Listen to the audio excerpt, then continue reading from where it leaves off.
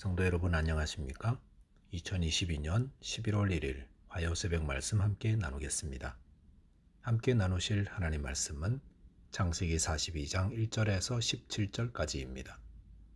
본문에서는 요셉이 형들을 만나는 사건이 기록되어 있습니다. 본문을 통해 성도는 죄를 회개함으로 우리 안에 억눌림과 무기력을 극복해야 함과 하나님은 꿈을 성취케 하시는 분이심에 대해 묵상하겠습니다.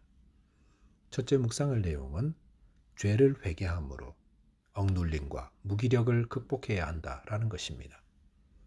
본문 1절에 보시면 그때 야곱이 애굽에 곡식이 있음을 보고 아들들에게 이르되 너희는 어찌하여 서로 바라보고만 있느냐라고 하였습니다. 요셉의 말대로 7년 풍년이 끝난 후 혹독한 흉년이 시작되었습니다.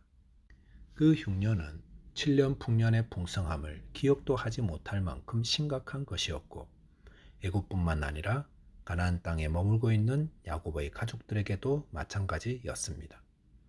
흉년으로 인해 야곱의 가족들은 식량을 걱정해야 하게 되었던 것 같습니다.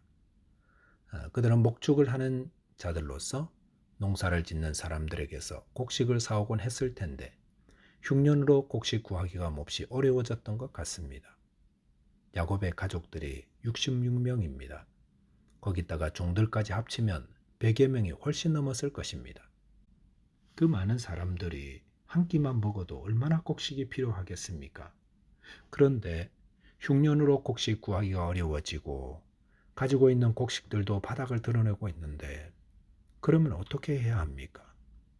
나가서 어떻게든 곡식을 구하러 다녀야 할 텐데 야곱의 아들들은 그렇게 하지 않았습니다. 그들은 서로 바라보고만 있었다고 했습니다. 왜 그랬을까요? 왜 이들은 100세가 넘은 아버지 야곱이 다그치기 전까지 집안에 먹을 식량이 떨어져 가고 있는 것을 알면서도 또 식량을 어디서 구할 수 있는지 알면서도 서로 바라만 보고 있었던 것일까요? 성경은 그것에 대해 말씀하고 있지 않습니다. 본문을 묵상하면서 드는 생각은 그것이 죄를 짓고 그것을 해결받지 못한 사람들의 모습이 아닌가 하는 것이었습니다. 야곱의 아들들은 어린 동생 요셉을 잡아 팔아버리는 죄를 짓지 않았습니까? 그리고 아버지 야곱에게는 피 묻은 요셉의 옷을 보여주며 그로 인해 오랫도록 아버지 눈에 눈물을 흘리게 하는 죄를 짓지 않았습니까? 그러고는 20여 년간 아무도 그것에 대해 언급도 하지 않고 그 죄를 품고 살아갔습니다. 그 말은 야곱의 아들들은 죄로 인한 억눌림을 가지고 무기력하게 살고 있었다는 것입니다. 그렇기 때문에 문제를 알면서도 서로 바라만 보고 있었다 할 수 있습니다. 죄를 짓고 해결하지 못한 자에게는 자유함이 없습니다. 그리고 억눌림과 무기력을 일상으로 받아들이고 자신 삶에 있는 그 짓누름을 헤쳐나갈 힘이 없습니다. 그것이 죄의 힘입니다. 죄의 힘은 얼마나 큰지 아담은 지상천국이라 알려진 에덴 동산에서 살았지만 죄를 짓고 나서는 그 지상천국에서 하나도 행복하지 않았습니다. 오히려 그곳에서 두려움으로 숨어 지냈습니다. 여기가 지상천국인데 내가 이러면 안 되지 하며 그 두려움과 짓누름을 깨뜨리고 나와 즐겁게 지낼 생각은 꿈에도 하지 못했습니다. 성도 여러분, 죄를 해결하지 못한 분들은 억눌림과 무기력한 삶을 삽니다. 누군가 책망하기 전까지 움직이지 않는 수동적이고 무기력한 인생이 됩니다. 그런데 예수 그리스도께서 그런 우리를 위해 이 땅에 오셨고 우리의 죄의 권세를 깨뜨려 주지 않았습니까? 예수님이 십자가에서 우리 죄를 대신하여 죽으시고 그를 믿는 자에게는 자유를 주셨습니다. 무엇으로부터의 자유입니까? 죄로부터의 자유입니다. 그러므로 성도는 이 자유를 누리는 자입니다. 그래서 죄짓기 전 아담이 누렸던 그 기쁨으로 충만한 삶을 살게 되는 것입니다. 성도 여러분, 성도는 예수를 믿고 죄를 회개함으로 자유함과 기쁨의 삶을 사는 자입니다. 그러므로 다시는 죄가 우리를 주관하지 못하도록 해야 합니다. 죄가 우리를 주관하면 가정에서는 찬바람이 붑니다. 관계가 얼어붙습니다. 창의적이고 발전적인 일들은 모두 멈춥니다. 그러므로 혹 불의의 도구가 되어 죄를 지었다면 주님 앞에서 회개하심으로 성령의 도우심을 구하심으로 죄 용서를 받고 죄에서 자유를 얻어야 합니다. 저와 여러분께서 죄를 회개함으로 주님이 주시는 자유함과 은혜의 삶을 살아가게 되시기 바라겠습니다. 두 번째 묵상할 내용은 하나님은 꿈을 성취케 하시는 분이시다라는 것입니다. 본문 6절에 보시면 때에 요셉이 나라의 총리로서 그 땅 모든 백성에게 곡식을 팔더니 요셉의 형들이 와서 그 앞에서 땅에 엎드려 절했다라고 하였습니다. 아버지 야곱의 채근 때문에 야곱의 아들들 10사람은 애굽에 양식을 사러 갔습니다. 그리고 곡식 판매를 총괄하는 애굽의 총리 앞에서 땅에 엎드려 절하였습니다. 애굽의 서열 두 번째 높은 자리에 있는 총리에게 땅에 엎드려 절하는 것은 지극히 당연한 일입니다. 하지만 그것은 20여 년 전 하나님이 요셉에게 보여주신 꿈의 성취였습니다. 형들은 그 꿈 때문에 요셉을 잡아 죽이려고 했고 애굽에 팔아 넘겼습니다. 그러면 결코 그 꿈이 이루어지지 않을 것이라 생각했습니다. 하지만 그 꿈이 어떻게 이루어졌습니까? 돌고 돌고 또 돌아서 결국 아무도 강요하지 않았지만 요셉의 형들은 그들의 동생인 요셉 앞에서 머리를 숙이는 자 되었습니다.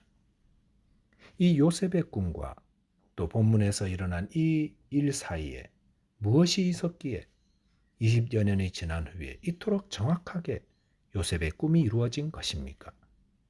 그것은 우연의 결과가 아닙니다. 그것은 하나님이 하신 일입니다. 꿈과 꿈의 성취 사이에는 하나님이 계십니다. 그래서 하나님이 그 꿈을 이루도록 섭리 가운데 인도하시는 것입니다. 성도는 하나님이 보여주신 꿈을 하나님이 이루실 것을 믿고 소망 가운데 인내합니다. 그리고 요셉과 같은 결과를 얻게 되는 겁니다. 하나님은 아버지 집에서 도망가는 야곱의 꿈에도 나타나 그와 함께 하시며 그를 지키시고 안전하게 돌아오게 하겠다고 약속하셨습니다. 그리고 그 꿈의 내용대로 다 이루어지게 하셨습니다. 야곱이 20년 후에 안전히 집으로 돌아올 때 거부가 되게 한 것, 누가 한 것입니까? 야곱이 잘해서가 아니라 하나님이 하신 것입니다. 요셉도 마찬가지죠. 16세의 어린 요셉에게 꿈을 주신 하나님께서 20여 년이 지나 그대로 이루어지게 하신 것입니다. 비록 요셉이 꿈을 꿀 때에 그의 상황은 그 꿈과 조금도 상관없는 자리에 있었고 그 꿈을 이루지 못하도록 방해도 있었지만 거기다가 억울한 옥살이와 숱한 눈물과 기다림의 시간이 있었지만 결국 하나님이 그 약속대로 정확하게 이루어지게 하셨던 것입니다. 성도는 하나님의 약속의 말씀을 붙들고 살아가는 자입니다. 성경은 우리가 왕같은 제사장이라 하셨습니다. 거룩한 백성이라 했습니다. 하나님의 나라라고 하였습니다. 그런데 우리의 현재 상황은 비천하고 부족하며 형편없는 그런 모습에 있습니다. 그럴지라도 성도는 이 하나님의 약속의 말씀을 붙들고 있어야 합니다. 때가 되면 하나님이 우리를 그렇게 만드실 것입니다.